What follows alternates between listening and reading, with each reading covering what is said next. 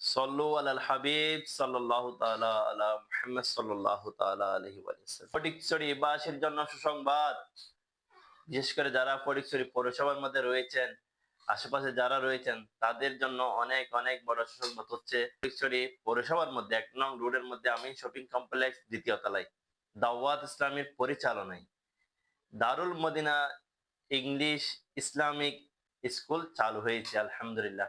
আলহামদুলিল্লাহ দেখতে দেখতে ১ বছর হয়ে গেছে। তো ডিসেম্বর মাস ভর্তির কার্যক্রম চলতেছে।